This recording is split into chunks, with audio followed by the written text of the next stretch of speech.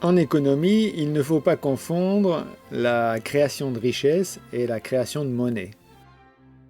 La première est faite par les facteurs de production et la seconde est une création des banques. Il y a à la tête une banque centrale, généralement publique, qui gouverne la création monétaire et diverses banques satellites commerciales, généralement privées, qui créent du crédit. La masse monétaire est composée de 20% seulement de billets et de pièces, ce qu'on appelle la monnaie fiduciaire, et de 80% de crédit, ce qu'on appelle la monnaie scripturale.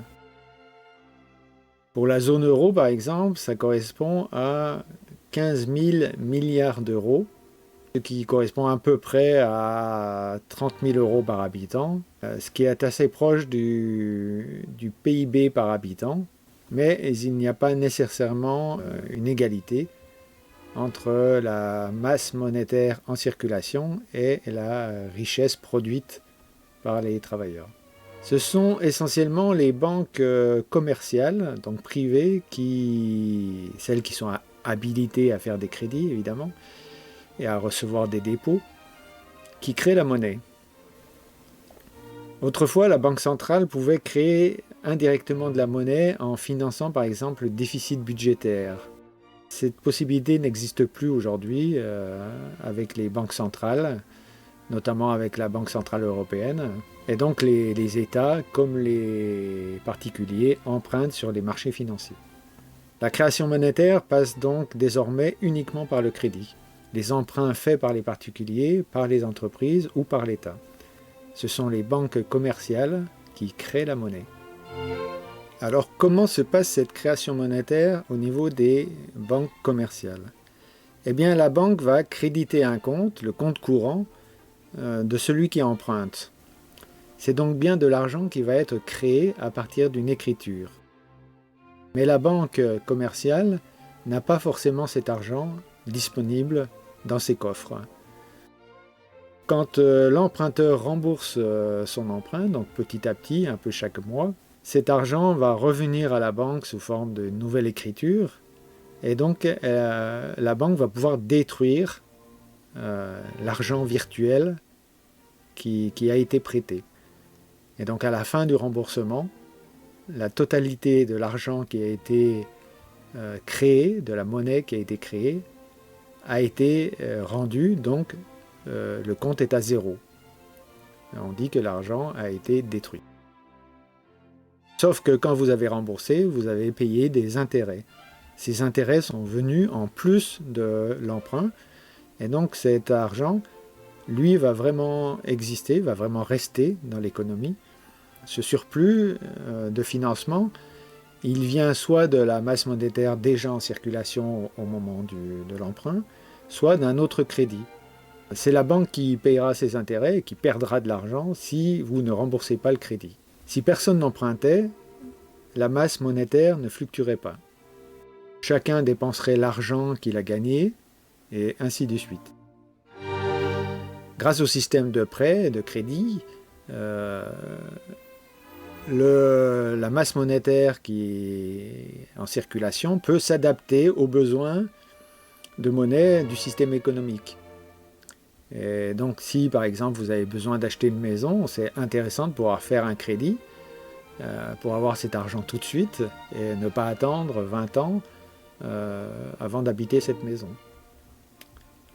Donc le système de crédit est un système qui est intéressant pour l'économie puisqu'il accélère l'activité. Mais il faut que chacun joue le jeu, évidemment, et que chacun rembourse. À partir du moment où les emprunteurs ne remboursent plus leur crédit, on entre dans un système de krach boursier, et comme en 2008 par exemple lors des subprimes. Pour pouvoir prêter, une banque doit déposer une somme à la banque centrale. Actuellement, par exemple, pour environ 100 € de fonds propres sur son compte à la BCE, une banque française commerciale peut prêter 1 200 €. C'est une règle qui a été instituée comme ça. c'est arbitraire, ça pourrait être différent. Elle crée donc virtuellement 1100 euros qui vont circuler jusqu'au remboursement final. Ces 1100 euros vont être de la monnaie créée. La Banque centrale, comme la BCE, ne crée pas directement de monnaie, mais elle contrôle la création monétaire. On appelle ça la politique monétaire. Et cette politique, elle peut faire effectivement gonfler ou baisser la masse monétaire en circulation. La mission de la Banque centrale, c'est de maintenir le niveau des échanges en évitant à la fois les inflations trop fortes et les déflations trop fortes. Elle contrôle donc les pratiques bancaires en obligeant les banques commerciales à faire des provisions, à limiter les prises de risque.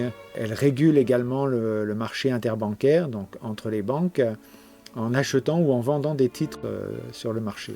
C'est-à-dire en gros des dettes que les banques s'échangent entre elles pour répondre en temps réel à la demande de leurs clients. Quand une banque ne trouve pas à se financer, elle se tourne vers la Banque centrale qui lui prête à un taux directeur.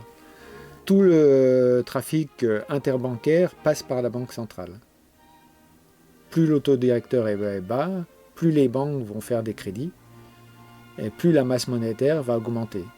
Et inversement, si les taux directeurs montent, eh bien les banques vont faire moins de crédits et la masse monétaire ne va plus augmenter, voire va diminuer s'il y a destruction d'argent. Alors la Banque centrale peut néanmoins créer de la monnaie indirectement, par exemple quand elle achète directement des obligations d'État. Si la Banque centrale rachète ses titres, alors elle crée de la monnaie d'une façon indirecte puisque le trésor public va utiliser cet argent pour payer les fonctionnaires ou ses créanciers et cet argent va entrer dans la vie collective. Donc c'est une dette qui a été comblée par la Banque centrale mais qui n'est pas forcément remboursée à ce moment-là. Lorsque la Banque centrale achète des titres aux banques privées également, elle libère des liquidités qui favorisent le crédit. A l'inverse, lorsqu'elle vend des titres, elle retire des liquidités, donc elle freine le crédit.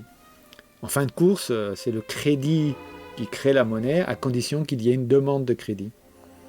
Donc il y a une perspective de gain. On ne fait pas un emprunt simplement comme ça pour le plaisir. Si on décide d'acheter une maison, c'est parce qu'on pense que ça en vaut la peine. Si une entreprise fait un emprunt, c'est qu'elle estime qu'elle va pouvoir produire plus et donc gagner plus. Il va y avoir un gain financier. C'est ce qu'on appelle la croissance. Si la demande de consommation n'augmente pas, les entreprises se contentent de produire ce qui doit être renouvelé finalement. Et là, il n'y a pas de croissance, il n'y a pas d'investissement, pas de crédit. Et il n'y a pas non plus d'intérêt pour les organismes financiers. Inversement, avoir une demande de crédit, c'est avoir une perspective d'activité supplémentaire et donc une croissance pour l'économie et donc une croissance de la création de richesse, de la valeur ajoutée dont nous avons parlé dans une précédente vidéo. C'est pour ça que pour la plupart des économistes actuellement, la croissance est absolument nécessaire. Sans croissance, il n'y a pas d'économie. Il n'y a pas de progression d'activité. Et comme les populations ont tendance à augmenter dans tous les pays, eh bien, il faut bien que l'activité augmente en fonction au moins de la population. Et donc, il y ait forcément de la création de crédit, de la création monétaire, et donc à la sortie de la création de richesses.